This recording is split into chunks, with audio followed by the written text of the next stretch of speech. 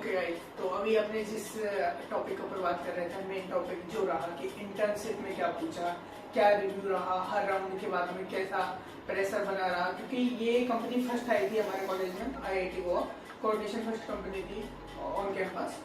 और उसके बाद में काफ़ी अच्छा कंपटीशन रहा था और इसके आगे 4-5 राउंड होते हैं, उनको सबको क्लियर किया हमने अच्छे तरीके से। तो अब हम उन्हीं से जानते हैं कि क्या डिफिकल्टीज आई और किस तरीके से सबको हैंडल किया। तो इंटरव्यूज में सबसे पहले आता है कोडिंग राउंड। कोडिंग राउंड में बेसिकली 4 क्वेश्चंस थे हमारे और सारे डिफिकल्ट थे, मतलब एक को हार्ड से भी डिफिकल्ट मान सकते हो तुम लोग। तो इनमें से 2 अगर सॉल्व हो जाए, कोई भी दो मैं नहीं कहूँगा, हमारे 2 हुए थे तो वो 2 सॉल्व हो गए और हमारा सिलेक्शन हो गया। हम 4 लोग थे, 4 लोगों का सिलेक्शन हो गया था पूरे कॉलेज से फर्स्ट राउंड। सेकेंड राउंड तो CCAT था, जो कॉग्निटिव एबिलिटी टेस्ट होती है, उसमें बस एक कट ऑफ होता है। तो 40 मार्क्स का कट ऑफ था हमें 50 में से। तो 50 क्वेश्चन थे, 15 मिनट में सॉल्व करने थे। 40 के ऊपर करते तो वो नेक्स्ट राउंड के लिए सिलेक्ट करते। ये तो बेसिक राउंड था बस कॉग्निटिव एबिलिटी। उसमें कोई भी नेक्स्ट राउंड में चले गए। हाँ, सेकेंड राउंड सबसे क्लियर हुआ था और इसमें बेसिकली तुम्हें मैथ और थोड़ा वोकैबुलरी के बेस्ड क्वेश्चंस पूछे जाते हैं। थर्ड राउंड था रेज्यूमे शॉर्टलिस्टिंग। लाइक मैं इंटरप्ट करना चाहूँगा कि क्वेश्चंस किस लेवल के थे। लाइक कोई बंदा अगर चाहे कोऑर्डिनेशन के लिए प्रिपेयर करना तो उस राउंड के लिए कहते हैं लाइक कोडिंग क्वेश्चंस के लिए तो प्रॉब्लम सॉल्विंग स्किल होनी अच्छी है। बट जो सेकंड राउंड था उसके क्वेश्चंस के बारे में कुछ बताना चाहोगे, कितने क्या अच्छा होना चाहिए, किस तरीके से प्रिपेयर कर पाओगे? क्वेश्चंस डिफिकल्टी ज़्यादा नहीं होती, मेन प्रॉब्लम होता है टाइम मैनेजमेंट। इसमें तो मैं 15 मिनट में 50 क्वेश्चन करना है तो अराउंड तुम्हें 20 सेकंड मिलता है पर क्वेश्चन। क्वेश्चन होता है मैथ के, सपोज तुम्हें थोड़ा इंटेलिजेंस बेस भी होता है, मतलब मिरर इमेज फाइंड आउट करो या फिर पैटर्न रिकग्निशन होता है, या फिर थोड़े मैथ मतलब एज के क्वेश्चन होते हैं, या फिर टाइम के क्वेश्चन होते हैं, स्पीड डिस्टेंस टाइम के क्वेश्चन होते हैं, फिर इंग्लिश के वोकैबुलरी क्वेश्चन होते हैं, डायरेक्टली एंटोनिम्स बताओ, सिनोनिम्स बताओ, फिर फिल इन द ब्लैंक्स होता है। तो क्वेश्चंस डिफिकल्टी ज़्यादा नहीं होती, मेनली इनका टाइम मैनेजमेंट का इशू होता है, जल्दी नहीं होते क्वेश्चंस। और कट ऑफ भी बहुत ज़्यादा था इनका, 40 का कट ऑफ था। 40 बहुत ज़्यादा होता है, 95% में आता तुम अगर 40 करते हो। इसमें टाइम भी बहुत कम था तो वो हार्ड 40 क्लियर करना मुश्किल होता है यूजुअली, पर हमारा हो गया था, चारों लोगों का हो गया था कॉलेज से। हाँ, तो बेसिकली अगर इस राउंड के लिए प्रिपेयर करना है तो ये है कि इनडायरेक्टली तुम्हें कहीं ना कहीं तुम्हारी प्रॉब्लम सॉल्विंग इसके लिए काम आ रही है। लाइक तुम्हें बहुत जल्दी डिफाइन करना होता है किस तरीके से सॉल्व करना है, like pattern matching and other thing. Okay, then तो अभी बात करते हैं नेक्स्ट राउंड के बारे में, जो कि थर्ड राउंड होने वाला है। थर्ड राउंड था बेसिकली रेज्यूमे शॉर्टलिस्टिंग। तो उसमें एक इंटरव्यूअर था सामने और हमें अपना रेज्यूमे एक्सप्लेन करना था उसको, और वो उस पर क्वेश्चन पूछ रहा था। तो उसमें बेसिकली मेरे रेज्यूमे पे मैंने 3 या 4 प्रोजेक्ट्स डाले थे। उसमें से उसने बोला कि कोई एक प्रोजेक्ट चूज करो जो तुम्हारा फेवरेट है और उस पर डिटेल एक्सप्लेनेशन दो। और उस पर एक्सप्लेनेशन देके उसने मुझे उस पर क्वेश्चन पूछे। वो इंटरेस्ट हो गया था अच्छा खासा उसको सुन के, क्योंकि मेरे प्रोजेक्ट से उसका मुझे कॉन्फिडेंस मेरा उसको बहुत पसंद आया था प्रोजेक्ट से ज़्यादा। तो वो उससे बहुत इंप्रेस हुआ था और उसने फिर बाद में मुझे बोला भी कि मेरा कॉन्फिडेंस अच्छा है, जब मैंने उससे पूछा कि इंटरव्यू कैसा गया। और उसने फिर बाद में बोला कि अच्छा गया, और फिर 2 घंटे बाद मैसेज आया कि 2 लोगों ने क्लियर किया इंटरव्यू। ओके, तो अभी आगे बढ़ने से पहले मैं जानना चाहूँगा और व्यूअर भी जानना चाहेंगे आपके प्रोजेक्ट्स के बारे में, कि आपके प्रोजेक्ट किस फील्ड से रिलेटेड थे एंड क्या थे? मेरे 4 प्रोजेक्ट्स थे, उसमें से एक तो मेरे प्रोफेसर के अंडर था। जो मेन प्रोजेक्ट मैंने जो बोला था इंटरव्यू में वो था कि फेशियल रिकग्निशन था, बेसिकली रिकग्निशन नहीं था, ऑर्थोडोंटिक सर्जरी के बाद फेशियल प्रेडिक्शन बोल सकते हो। उसमें क्या होता है कि अगर तुम्हारा फेस कोई कट होता है, मतलब फेस का शेप थोड़ा गलत होता है, कई लोगों में होता है थोड़ा सा एबनॉर्मल शेप होता है, उसको इम्प्रूव करने के लिए बोल में कट होता है, थोड़ा कट करते हैं डॉक्टर्स। तो वो कट करने के बाद फेस कैसा दिखेगा इसका प्रेडिक्शन पहले लगाना, ये मेनली प्रोजेक्ट था। इसमें हमने गैन्स यूज किए थे, तो बेसिकली डीप लर्निंग में जाता है, तो मशीन लर्निंग डीप लर्निंग का ये प्रोजेक्ट था। दूसरा तो एक कॉलेज कोर्स में था, एक नेव बेस क्लासीफायर बनाया था। तो naive Bayes classifier from scratch बनाया था, उसमें कोई भी मशीन लर्निंग लाइब्रेरी नहीं यूज की थी। तो बेसिकली प्रोग्रामिंग स्किल्स का एक इम्प्लीमेंटेशन है, बस वो बताता है कि कैसे तुम इम्प्लीमेंट कर सकते हो चीज़ें। और जनरली ये प्रोबेबिलिटी कोर्स के अंडर में था नेवी बेस, तो ये काफ़ी अच्छा प्रोजेक्ट था। अगर तुम स्क्रैच से कर रहे हो काफ़ी चीज़ तुम्हें डीपली देखने को मिलेगी। अगर तुम स्क्रैच से एक चीज़ समझ के कर रहे हो तो ये तुम्हारे लिए काफ़ी अच्छा प्रोजेक्ट हो सकता है। तो ये यहाँ पे एक टिप्स रहेगी कि अगर कोर्स के भी प्रोजेक्ट हैं उनको तो ट्राई करो अच्छे से करने का, ताकि इनडायरेक्टली नॉलेज गेन करना ही होता है। अगर किसी भी प्रोजेक्ट को अच्छे से तुम समझ के कर रहे हो तो वो तुम्हें इनडायरेक्टली कहीं ना कहीं बहुत ज़्यादा काम आता है। नेक्स्ट प्रोजेक्ट क्या था? एक और प्रोजेक्ट था मेरा जो इलेक्ट्रिकल का था, मेरे दोस्तों के साथ बनाया था मैंने। तो वो था कि मेल सोलर बॉट था बेसिकली। तो उसमें भी कोडिंग का पार्ट मैंने किया था और मेरे दोस्तों ने कार का पार्ट लिखा था। तो उसमें तो नॉर्मली मेल सोलर बॉट का एल्गोरिथम्स होते हैं ऑनलाइन, वही इम्प्लीमेंट किया। ओके, एंड का प्रोजेक्ट तो दो है मेरे थे, एक इसका था और एक तो मेरा बर्थडेज वाला था। तो वो तो ऐसे ही डाला था मैंने। Okay, like normal basic project. Okay, तो आगे तो अभी यहाँ पे यही चीज़ देख सकते हैं कि जो भी प्रोजेक्ट करो उसके लिए अच्छी अंडरस्टैंडिंग रखो। लाइक जो बंदे दोनों सिलेक्ट नहीं हुए थे उनका भी मेन कारण यही था उनसे पूछने के बाद में कि इनडायरेक्टली जो प्रोजेक्ट उन्होंने डाले थे उनकी अच्छी नॉलेज उन्हें नहीं थी जितनी कंपनी को चाहिए थी, तो इसलिए वो डिस्ट्रैक्ट हुए। तो अभी डिस्कस करते हैं आगे अगले राउंड्स के। नेक्स्ट राउंड टेक्निकल राउंड था। ये सारे राउंड सेम डे पे हो रहे थे तो वो प्रेशर बिल्डअप होता जा रहा था। तो technical round like first second third तीनों फर्स्ट एक डे पे हुआ था। राउंड सेकंड थर्ड और फोर्थ की अब फोर्थ राउंड चल रहा है। फर्स्ट राउंड तो पहले हो चुका था, फिर 2 दिन बाद सेकंड हुआ और सेम दिन पे थर्ड हुआ था। और उसके वो बाद ऐसे हो रहे थे डायरेक्टली भी एक 10 बजे हो रहा है तो दूसरा 2 बजे हो रहा है, तो थोड़ा थोड़ा ही टाइम मिल रहा था। तो ऐसा भी नहीं था कि प्रिपेयर कर पाओ। तो जितना तुम्हें पहले से तुम्हें कॉन्फिडेंस बिल्ड कर रखा है उसी के ऊपर तुम्हारे इंटरव्यू लिए जा रहे हैं। बीच में टाइम नहीं मिलता प्रिपरेशन के लिए। तो ऐसा नहीं कि तुम राउंड क्लियर किया फिर तुम्हें पता चलता है कि सिलेक्ट हो चुका है, अब थोड़ा प्रिपरेशन करते हैं, ये नहीं होता। तुम्हें 2-3 घंटे का टाइम मिलता है बीच में। तो फोर्थ राउंड था टेक्निकल राउंड। टेक्निकल राउंड में उसने मुझे थोड़ा इंट्रोडक्शन पूछा, मेरा कोड प्रोसेस रेटिंग वगैरह पूछी। तो उस टाइम में स्पेशलिस्ट था तो मैंने बोल दिया, तो वो इम्प्रेस हुआ स्पेशलिस्ट। उसके बाद फिर उसने डायनामिक प्रोग्रामिंग का क्वेश्चन पूछा। डायनामिक प्रोग्रामिंग में उसने बेसिकली स्ट्रिंग मैनिपुलेशन का थोड़ा क्वेश्चन था। तो उसमें मैंने अलग अलग अप्रोचेस बताने का ट्राई किया। मैक्सिमम अप्रोचेस गलत थे उसमें। तो वो ये नहीं होता कि तुम गलत आंसर बताओ, ये होता है कि तुम कैसे सोच रहे हो इंटरव्यू में, क्वेश्चन के बारे में कैसे सोच रहे हो, क्या बाइनरी सर्च में लग रहा है, अगर लगेगा तो कैसे लगेगा। किसी और प्रॉब्लम में हो सकता है बाइनरी सर्च लग रहा हो। तो वो अप्रोचेस देखता है तुम्हारे कि किस प्रकार तुम सोच पा रहे हो क्वेश्चन। वो डीपी का क्वेश्चन था, वो पहले 40 मिनट में मैं अप्रोचेस बताते जा रहा था, वो उसमें प्रॉब्लम्स निकालते जा रहा था। उसके बाद टीपी का सॉल्यूशन सोचा मुझे, तो उसके बाद फिर 10 मिनट में मैंने वो कोड लिख दिया उसका। कोड तो बेसिकली वो इसी पे लिखाते हैं गूगल डॉक्स पे, कोई ऐसा आईडी पे नहीं लिखते तुम कोड उसमें। तो वो भी आदत होनी चाहिए कि नोटपैड में कोड कर रहेगा, डॉक्स में कोड कर रहेगा, इसकी आदत हो तो अच्छा है। तो फिर इनडायरेक्टली वहाँ पे तुम्हें ऑटो सिंटैक्स फाइंडर या फिर छोटी छोटी जो मिस्टेक्स करते हो सेमीकोलन वगैरह उन सब की प्रैक्टिस पहले से छोटी छोटी मिस्टेक्स तो इग्नोर हो जाती है, मतलब सेमीकोलन वगैरह तो इतना तो वो इग्नोर कर देंगे। पर अगर कुछ मेजर मिस्टेक करते हो कि तुम मैक्स फंक्शन यूज कर रहे हो, कुछ लाइब्रेरी इंक्लूड नहीं कर रहे हो, या फिर नेम स्पेस इंक्लूड नहीं कर रहे हो, एसटीडी यूज कर रहे हो, और ये बात है। लाइक कोऑर्डिनेशन का नहीं है, बाकी भी कंपनियां होती हैं लाइक गूगल वगैरह माइक्रोसॉफ्ट, वो भी माइक्रो डॉक्स पे देती है। तो ये क्लियर हुआ राउंड। फिर इसका इसमें एंड तुम्हें में टोटल कितना टाइम मिला था, लाइक और कितनी प्रॉब्लम्स पूछी थी इस राउंड में? ओके, थर्ड राउंड जो था रिज्यूमे वाला वो आधे घंटे का था और ये था 1 घंटे का। उसमें नंबर ऑफ प्रॉब्लम्स का इशू नहीं होता। ये क्या सोचते हैं कि तुम्हारा प्रॉब्लम सॉल्यूशन तुम्हारा अप्रोच टू प्रेजेंट, तो ये मेन चीज होती है इसमें। अगर तुम पहला क्वेश्चन बहुत जल्दी सॉल्व करते हो, इसका मतलब ये नहीं होता कि तुम सिलेक्ट हो चुके हो। अब मैंने एक ही क्वेश्चन सॉल्व किया पूरे 1 घंटे में और पूरा 1 घंटा लिया मैंने उसमें, और उसमें बहुत सारी अप्रोचेस मैंने ली थी। उसमें प्रॉब्लम्स भी उसने ढूंढी, काफ़ी प्रॉब्लम्स मैंने भी ढूंढी थी मेरे अप्रोचेस में। तो ऐसा वो एक प्रोसेस चलता गया था। तो ये एक अच्छी बात होती है कि तुम कंटिन्यूसली सोच पा रहे हो किसी प्रॉब्लम के, अलग पर्सपेक्टिव से सोच पा रहे हो। तो ये उन्हें देखना होता है बेसिकली तुम क्या कर रहे हो प्रॉब्लम, ये नहीं कि तुम कितने सॉल्व कर रहे हो। अगर तुम 1 घंटे में 2 क्वेश्चन भी सॉल्व कर दो और फिर वो इतने अच्छे उसे ना लगे फिर भी कि तुमने सोल्यूशन तुम्हारा इतना अच्छा नहीं, इतना ऑप्टिमाइज नहीं है, तो टाइम कॉम्प्लेक्सिटी बढ़ाओ या फिर स्पेस कॉम्प्लेक्सिटी बढ़ाओ, तो इस तरीके से बढ़ता जाता है। तो एक एक स्टेप को इम्प्रूव करने में बहुत टाइम मिलता है। तो जनरली पूरा नॉलेज देख लेते हैं कि कितना क्या है। ओवरऑल नॉलेज नहीं। तो तुम्हारा डीपी का क्वेश्चन था, तो तुमने लाइक अप्रोच कैसे किया पहले, लाइक कौन कौन से टेक्निक्स होते हैं?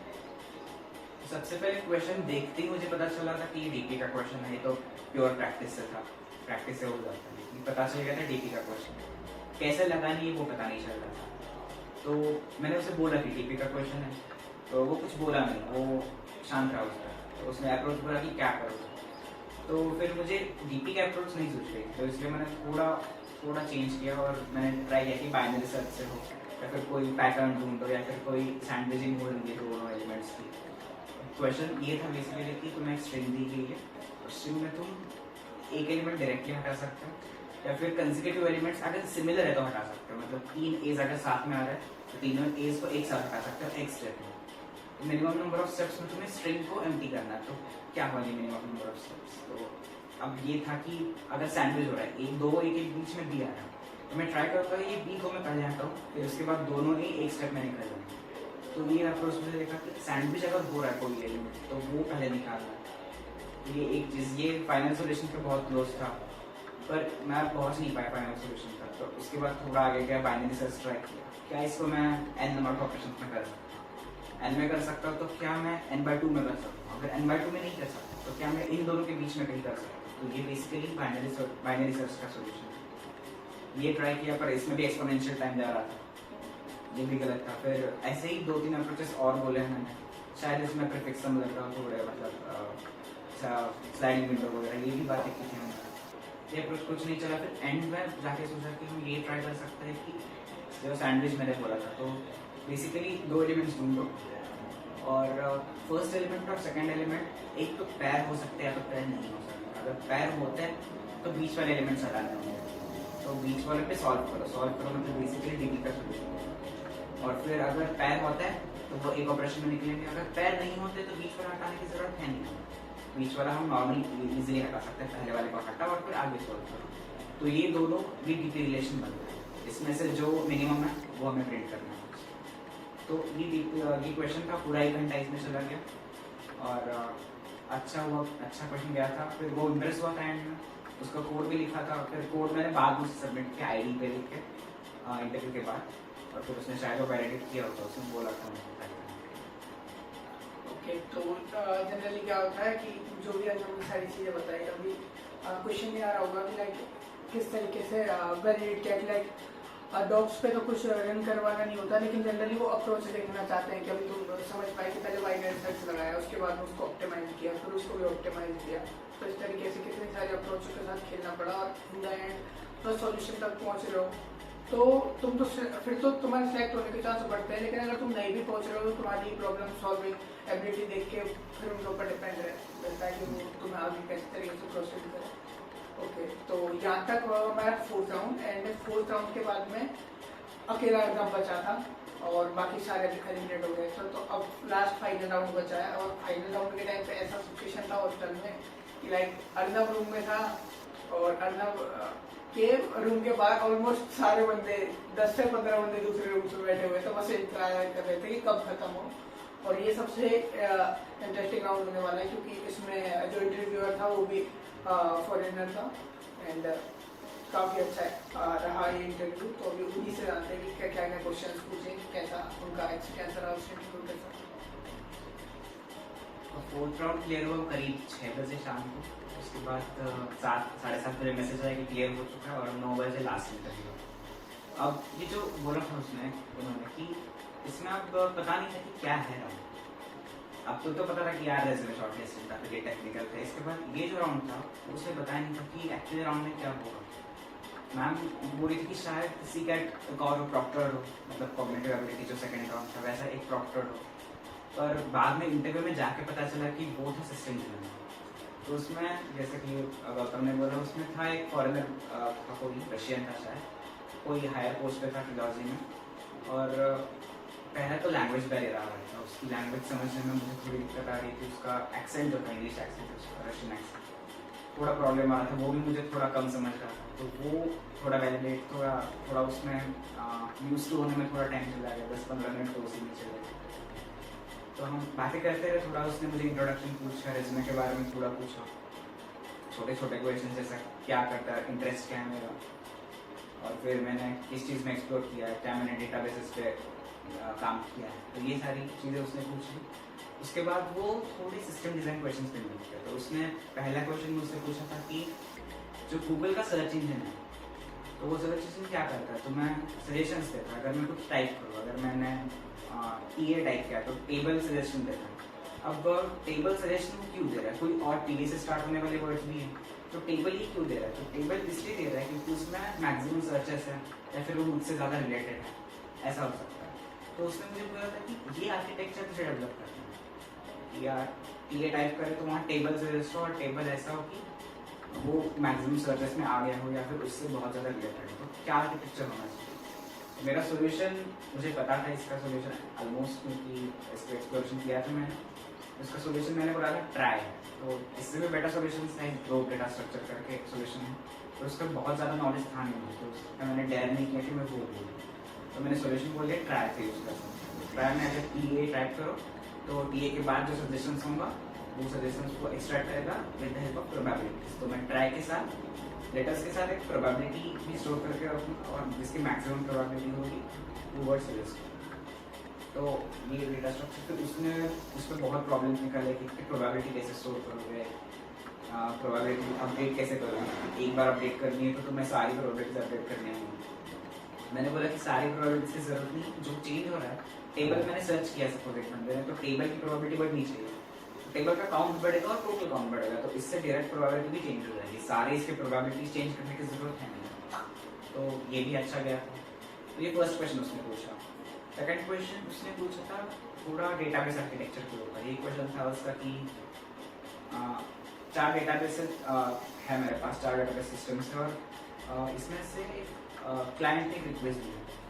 अब 4 डेटाबेसेस पे रिक्वेस्ट में से एक डेटाबेस ऐसा हो सकता है कि शायद थोड़ा वो डाउन हो, एक सर्वर डाउन हो सकता है, तो क्लाइंट की रिक्वेस्ट प्रोसेस होनी चाहिए। तो उसके लिए कैसे क्या इम्प्लीमेंटेशन करोगे? जनरली ये रियल लाइफ प्रॉब्लम्स आ गई, जो कि जनरली अपन सिस्टम से कोई भी सिस्टम देखते हैं कि सर्वर डाउन होते हैं, तो पूरा ये जो भी चल रहा था रियल लाइफ बेस्ड प्रॉब्लम है। फर्स्ट क्वेश्चन उससे रिलेटेड था कि सर्च इंजन को कैसे डेवलप कर सकते हैं एंड सेम ओके। तो फिर ये था कि 4 डेटाबेस है तुम्हारे पास, तो रिक्वेस्ट आ रही क्लाइंट से, तो वो प्रोसेस करनी तुझे और सर्वर डाउन हो सकता है। डाउन सर्वर है तो उस पर रिक्वेस्ट नहीं जानी चाहिए, बाकी 3 सर्वर में से किसी एक पे रिक्वेस्ट जानी चाहिए। तो ये आर्किटेक्चर तुम कैसे डेवलप करोगे कि रिक्वेस्ट डाउन सर्वर पे नहीं जाती। तो मेरा first pure brute force solution हम बोलते हैं कि चारों सर्वर पे रिक्वेस्ट एक साथ डाल देना है, 4 सर्वर पे डाले कि जहाँ से भी आंसर पहले आएगा वो क्लाइंट को वापस रिटर्न कर दो। सोल्यूशन काम तो करता है, पर दिक्कत ये है कि तुम बहुत कॉम्पिटिशन फॉरवर्ड यूज कर रहे हो। एक काम तुम 4 बार कर रहे हो फालतू में, कोई रीजन नहीं है। एक सर्वर काम कर सकता तुम 4 सर्वर लगा रहे हो उसमें। तो फिर उसके बाद उसने बोला कि ऑप्टिमाइज करो इसमें, ये एफिशिएंट सोल्यूशन है नहीं, बिल्कुल भी एफिशिएंट नहीं है। तो उसके बाद मैंने एक और चीज़ सोची कि अच्छा बड़ा सर्वर है तो बड़े सर्वर में कंप्यूटेशन टाइम भी बहुत ज़्यादा लगता है, उससे कंप्यूटेशन टाइम इंप्रूव करने को बोला। तो क्या करेंगे, रिक्वेस्ट सारे सर्वर्स पे भेजेंगे, पर कैसे भेजेंगे, एक छोटा सर्वर रखेंगे उसके साथ। तो बड़े सर्वर पर रिक्वेस्ट जाने से पहले सर्वर एक छोटे सर्वर में जाएगी, उसमें कंपटीशन ज़्यादा होगा नहीं। अब जब इसमें आएगी तो ये सर्वर रिक्वेस्ट जाएगा उसके मेन सर्वर में। अब सपोज 4 सर्वर से नहीं तो 4 छोटे सर्वर्स भी होंगे जो हर एक मेन सर्वर के साथ कनेक्टेड होंगे। तो छोटे सर्वर एक फर्स्ट को रिक्वेस्ट दे रहा है, फिर उसको अगर रिस्पॉन्स आ रहा है तो रिस्पॉन्स सेंड कर देगा वापस, अगर नहीं आ रहा तो एक छोटा सर्वर दूसरे सर्वर को रिक्वेस्ट देगा थ्रू सेकंड स्मॉल सर्वर। तो ये चेन रिएक्शन चलती रहेगी। अगर सर्वर डाउन है तो रिक्वेस्ट जाएगी दूसरे सर्वर पर, अगर सर्वर अप है तो नॉर्मल रिक्वेस्ट तुम क्लाइंट को भेज दो। ये काफ़ी ऑप्टिमाइज का सोल्यूशन, कॉम्पिटिशन पावर ज़्यादा लग नहीं रही थी। इसमें प्रॉब्लम ये थी कि छोटा सर्वर हमेशा जब रिक्वेस्ट डाल रहा है डाउन सर्वर पे, 4 में से 3 सर्वर डाउन है, तो 3 सर्वर डाउन है तो तीनों पे रिक्वेस्ट गई वापस आई, तो ये इनफिशिएंट है, फिर भी ये टाइम कंज्यूमिंग है। भले ये थोड़ा स्पेस वगैरह नहीं लेता, कंप्यूटेशन पावर नहीं लेकर जाता, पर फिर भी टाइम इनएफिशिएंट है ये चीज़। तो उसने बोला कि और हम इम्प्रोवाइज करने का प्रयास करो, तो इसको थोड़ा इम्प्रूव करो और ये चीज़ 4 सर्वर यूज़ कर रहे हो ठीक है, पर टाइम अच्छा नहीं जा रहा है इसमें। तो हर सर्वर पर रिक्वेस्ट फालतू में डाले जाते हैं और रिक्वेस्ट का वेट कर रहे जो नहीं आता। तो इसके बाद तो मैं ब्लैंक था उसमें, 5 मिनट 10 मिनट तक सोचे रहे थे, बस कुछ छोटी छोटी चीज़ें बातें कर रहे थे, वो थोड़े हिंट्स देने का ट्राई कर रहा था। तो उसके बाद फाइनली आर्किटेक्चर मैंने ये सोचा कि अभी 4 छोटे सर्वर्स रखे थे, इससे अच्छा एक ही छोटा सर्वर रखो जो चारों बिग सर्वर से कनेक्टेड है। और ये सर्वर करता क्या रहेगा कि छोटे छोटे रिक्वेस्ट हमेशा चारों सर्वर्स को भेजता है। अब अगर रिक्वेस्ट पास हो रही है, रिक्वेस्ट का आंसर आ रहा है वापस, तो ठीक है, तो ये सर्वर अब है पता है, तो उसको मेन रिक्वेस्ट आएगा। अगर ये डाउन होगा तो रिक्वेस्ट छोटे रिक्वेस्ट का आंसर नहीं होगा, तो इसको फिर बिग रिक्वेस्ट भी नहीं डाली जाएगी क्लाइंट की तरफ से। तो ये उसका बेस्ट सोल्यूशन था। उसने मुझे बताया भी कि ये सोल्यूशन एक्चुअली इम्प्लीमेंट हो चुका है कंपनीज में, और ये पॉसिबली अब तक का बेस्ट सोल्यूशन है इस चीज़ का। ये मैंने ऑन द स्पॉट सोचा था, इसका कोई प्रिपरेशन नहीं था। ये तो गाइस अपन देख रहे हैं कि जनरली कहाँ से स्टार्ट हुआ था और कितने अच्छे लेवल पे गया था, एंड इसमें प्रॉपर कंप्यूटर नेटवर्क के कंसेप्ट जो है जनरली अर्नब ने जिस टाइम सोचा ये बहुत बड़ी बात थी हमारे लिए भी और इंटरव्यूअर के लिए। उसे भले ही पता ना हो, बट अर्नब का पहले कोई कंप्यूटर नेटवर्क का कोर्स नहीं था, क्योंकि एमएनसी में जनरली वो होता नहीं है। और लाइक कंप्यूटर साइंस स्टूडेंट बता रहा है तो वो उसके कोर्स से रिलेटेड था, तो उसके लिए एक एडवांटेज हो सकता है। बट लाइक फर्स्ट क्वेश्चन भी था सर्च इंजन से रिलेटेड, तो उसमें भी तुम्हारा डेटा स्ट्रक्चर एल्गोरिथम का कि रियल लाइफ में कहाँ यूज हो रहा है, तो ट्राई जो इंटरेस्टिंग था वो प्रॉपर ही था, उसके बारे में डिस्कस हुआ। सेकंड क्वेश्चन में computer network and database, like normally database नहीं लेके जो पिंग वगैरह होती है उन्हीं के ऊपर बात है, उन्हीं की कैसे अच्छे से सर्वर को स्ट्रक्चर कर सकते हैं। तो इन दो क्वेश्चन के अच्छे आंसर के बाद में इंटरव्यूअर का क्या रिएक्शन था जो तुमने नोटिस किया? उस टाइम तो कुछ बता नहीं सकते थे, पर मुझे खुद पे बहुत ज़्यादा कॉन्फिडेंस आ रहा था कि क्वेश्चंस तो सॉल्व हो गए अच्छे से। उसने भी वो इम्प्रेस हो गया था, वो बता भी रहा था कि यार अच्छा सोल्यूशन है ये, वो खुद सामने से बता रहा था, तो अच्छा लग रहा था, मुझे लग रहा था कि शायद चांसेस है बने। और फिर उसके बाद हो गया इंटरव्यू, 1 घंटे बाद उसने बोला कि कल तुम्हें रिप्लाई आएगा, कल ओके, तो एक्चुअल में कितना 2 क्वेश्चन पूछे थे? हाँ 3-4 क्वेश्चन यही तो थे। लाइक उन्हीं का डीप जाते गए हाँ, और इसमें लगभग कितना 1 घंटा 1 घंटा चला था पूरा। हाँ ओके, देन उसके बाद फिर उसने बोला कि कल तुम्हें मेल आएगा। और फिर हमने ये प्लेसमेंट ऑफिसर को बताया। प्लेसमेंट ऑफिसर तो बहुत ही एक्साइटेड था जानने के लिए कि क्या हुआ, तो उसने सीधा रात को 11 बजे कॉल किया टेक्नोलॉजी में और पता करा कि क्या इंटरव्यू कैसा गया। तो उन्होंने बताया कि वो क्लियर हो चुका है और कल ऑफर लेटर भेजेंगे। ये रात को 11 बजे पता चला, और फिर कॉलेज में मैंने बताया। उसके बाद पूरी रात कोई सोया नहीं था कॉलेज में, पूरी रात लाइक घूम रहे थे इधर उधर, क्योंकि लाइक जिन लोगों का 4th राउंड तक हुआ, 4th राउंड तक एक ही था। आदित्य वो भी मेरे बगल का ही रूम से है, तो बट उसका भी लाइक फाइनल राउंड में जाकर रहा था। लेकिन बात ये थी कि कॉलेज का फर्स्ट कंपनी आई है, और ट्रिलॉजी ने इससे पहले IIT गोवा से नहीं उठाया था किसी को। ये लाइक हमारे बैच का भी फर्स्ट इंटर्नशिप कंपनी आई थी, और इससे पहले जितने भी आई थी कभी कोई किसी बंदे को लेके नहीं आई थी, तो इस बात की बहुत ज़्यादा खुशी थी। एंड इसके बाद में तो बस फर्स्ट इंटर, उसके बाद में कुछ और बाकी कंपनी आई सीमेंस वगैरह, वो भी काफ़ी बंदों को लेके गई। बट ये हमारे कॉलेज के फर्स्ट इंटर्नशिप का एक्सपीरियंस था। तो अभी आपके हिसाब से जो व्यूअर्स हैं या फिर हमारे जूनियर्स हैं जो भी वीडियो देख रहे हैं, उनके लिए सबसे अच्छे टिप्स एंड ट्रिक्स क्या होंगे अच्छे से प्रिपेयर करने के लिए? भले ही लाइक जिन लोगों को ट्रिलॉजी में करना है उनके लिए टिप्स, एंड जिन लोगों को अच्छी कंपनी है लाइक फैंग में कोई भी कंपनी के लिए प्रिपेयर करना चाहते उसके लिए जनरली क्या टिप्स होंगे? कोई भी कंपनी हो, उनका इंटरव्यूज में मेन फोकस होता है DSA पे होता है। तो DSA स्किल्स तुम्हारी बहुत अच्छी होनी चाहिए। तो DSA पढ़ने से पहले तुम्हें एक अच्छी प्रोग्रामिंग लैंग्वेज आनी चाहिए।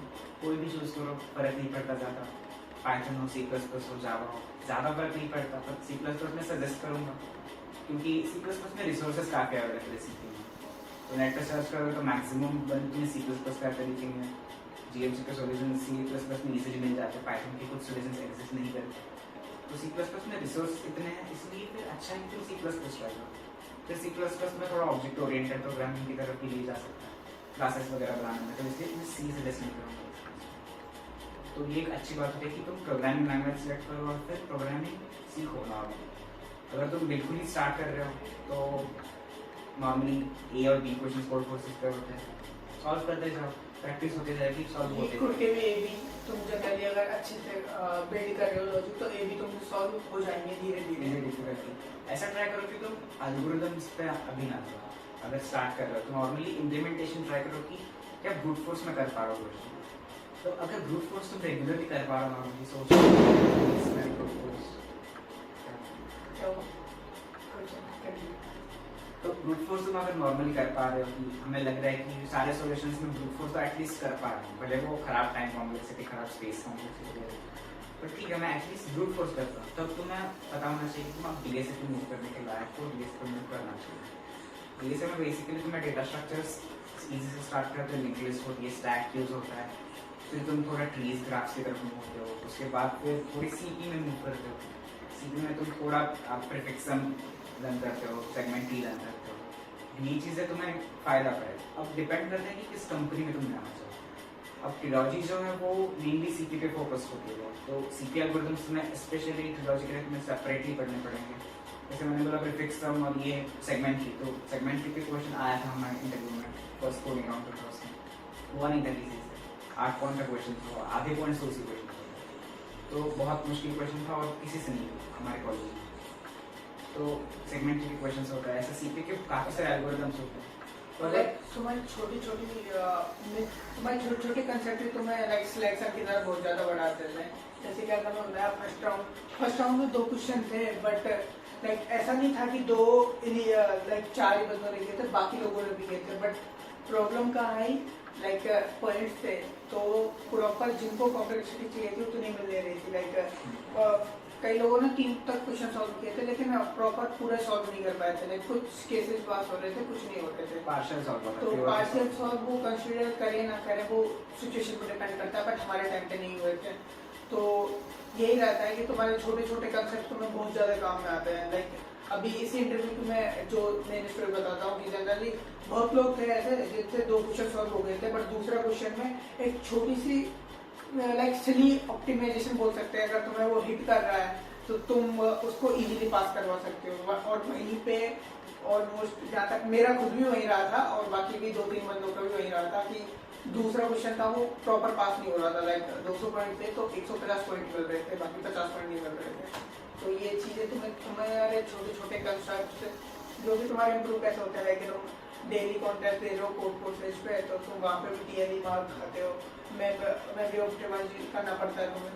तो ये चीज़ें वहाँ से प्रैक्टिस से आ जाती है और तुम इजीली ऑप्टिमाइज। तो फर्स्ट सजेशन तो जो भी हमने बताया, और जो जितना जल्दी हो सके कॉम्पिटिटिव प्रोग्रामिंग स्टार्ट कर दो। भले ही तुम्हारे फील्ड में जाना नहीं जाना, बट कॉम्पिटिटिव प्रोग्रामिंग एक ऐसी फील्ड है जो तुम्हारे लॉजिक को बिल्ड करने में बहुत ज़्यादा हेल्प करती है। तो अगर तुम्हारा लॉजिक तुम अच्छे से बिल्ड करते हो तो वो तुम आगे किसी भी फील्ड में जा रहे हो वो तुम्हारे लिए हमेशा एडवांटेज रहेगा। ओके, और कुछ टिप्स? मेनली टिप्स यही है कि कंसिस्टेंसी मेंटेन करो जो भी कर रहे हो। ऐसा ना हो कि तुम 1 महीना कर रहे हो फिर 10-15 दिन कुछ घूमने चले गए, कुछ नहीं किया। एटलीस्ट 2-3 दिन में एक बार तो करना चाहिए कॉम्पिटिटिव प्रोग्राम में। ट्राई करो कि 2-3 घंटे के लिए कंटिन्यूसली बैठो, ऐसे ना कि तुम बस आधे घंटे की और क्वेश्चंस क्या होते हैं, फिर इजी क्वेश्चन तुम करते जाते हो, फिर थोड़ा मीडियम क्वेश्चन हिट करता है तो तुम्हारे से होता नहीं है, फिर टाइम चला जाता है उसमें, फिर छोड़ देते हैं। फिर छोड़ने वाली बात ये गलत है, छोड़ो मत क्वेश्चंस, देखो सॉल्यूशंस देखो उसको क्या यूज हो रहा है उसमें, प्रीफिक्सन यूज हो रहा है, कई बार प्रीफिक्सन के क्वेश्चन बाइनरी सर्च यूज होता है, डीपी सब यूज हो रही है। डीपी तो मेजरली बहुत ज़्यादा यूज होती है तुम्हारे अगर लाइक कॉर्पोरेट प्रोग्रामिंग डीपी बहुत ज़्यादा रिलेटेड आ जाता है। और लाइक कॉन्टेस्ट दो, और कॉलेज में बाकी कॉन्टेस्ट भी होते हैं, लाइक कॉलेज की तरफ से ऑर्गेनाइज करवाते हैं। कोई भी मिस ना करो, कहीं ना कहीं से क्या पता तुम जिस टॉपिक का क्वेश्चन सॉल्व कर रहे हो वही तुम्हारा इंटरव्यू में पूछते। जैसे क्या हमने बताया कि उसका फर्स्ट इंटरव्यू का जो क्वेश्चन था वो ट्राई के ऊपर था, अगर उसको डायरेक्ट हिट हुआ तो उसके समझ में भी आया इंटरव्यू को किस तरीके कितनी नॉलेज है अगले को, तो वो तुम्हें कहीं ना कहीं बहुत ज़्यादा मदद करता है। और लाइक यही है, और कॉलेज में तुम्हारे अच्छे कंपटीशन होते हैं, उनमें इन्वॉल्व हो, तुम्हें कंपटीशन का अंदाजा लगता है। लाइक तुम्हारा ICPC हुआ और बाकी और भी कंपटीशन हुए, लाइक कोड बीटा हुआ टीचर्स का, एंड बाकी और भी। ओके, और कुछ बताना चाहोगे? ओके गाइस, तो अभी के लिए आपके आई गेस सारे क्वेश्चंस कवर कर लिए हैं जो भी मेनली थे। एंड वन क्वेश्चन और कि लाइक कोऑर्डिनेशन में अगर कोई प्रिपेयर अप्लाई करना चाहे तो जनरली कब रिक्वायरमेंट आती है और लाइक साल में कितनी बार रिक्वायरमेंट होती है, ऐसे बंदे कहाँ से अप्लाई कर सकते हैं जिन लोगों के ऑन कैंपस नहीं आती? ऑफ कैंपस अपॉर्चुनिटीज शायद साल में बहुत बार आती है, ऐसा नहीं है कि लिमिटेड टाइम्स आती है। जब तक उनकी रिक्वायरमेंट पूरी नहीं होती वो अपॉइंट करते रहते हैं। जैसे अभी ये शायद इसी बार में शायद 4 या 5 बार ऑलरेडी वो ये राउंड दे चुके हैं, 5 राउंड। कॉलेज पे भी डिपेंड करता है, वो एक कॉलेज में शायद 1 बार 2 बार जाती है, उससे ज़्यादा नहीं जाती है।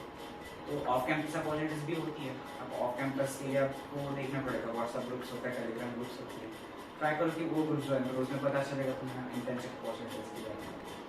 फिलॉजी बेसिकली ये कंपनी जो बहुत अर्ली अप्रैल में घुसती है, तो पहले अब हमारे देखो तो जुलाई एंड में फिलॉजी आई थी। कोई company August and September start के पहले यूजुअली नहीं आती, तो फिलॉजी बहुत पहले आती है। जैसे गूगल वगैरह भी बहुत पहले, तो बड़ी कंपनी फिलॉजी में कंपटीशन भी बहुत ज़्यादा रहता है। लाइक उनको ऐसा नहीं होता कि बल्क हायरिंग करनी है, उनको फर्क नहीं पड़ता अगर तुम नहीं दे पा रहे आसपास सफिशिएंट तो वो लेके भी नहीं जाएगी, जो कि जनरली हमारे लास्ट तो कितने बार आई है लास्ट ईयर 4 या 5 बार कंपनी आ चुकी है, और कब भी कोई सिलेक्ट नहीं हुआ क्योंकि उनकी रिक्वायरमेंट जिनको वो चाहिए था टैलेंटेड उतना नहीं मिला, अर्नब ने मिला, उन्हें उठा लिया और कैंपस से। उसके बाद में अभी नेक्स्ट टाइम देखते हैं क्या रहता है फिलॉजी का। और रही बात कॉलेज में कौन कौन से ऑन कैंपस आती है, तो नॉर्मली अभी तक काफ़ी कंपनियाँ आ चुकी हैं, लाइक सीमेंस आ गई, कोऑर्डिनेशन आ गई और भी आ गए। तो अभी देखते हैं बाकी लोगों का, देखते हैं कितनी इंटर्नशिप लगे। अभी जब वीडियो शूट कर रहे हैं उस टाइम तक काफ़ी बंदों की इंटर्नशिप लग चुकी है। तो आई होप सो कि आपको ये वीडियो बहुत ज़्यादा पसंद आई होगी। लाइक ये मेरा फर्स्ट टाइम था कि किसी कॉलेज के बंदे से ही इंटरेक्ट करना और इस तरीके से इंटर्नशिप के लिए सारे कंसेप्ट हुए, तो मे भी आपको बहुत ज़्यादा पसंद आई होगी वीडियो।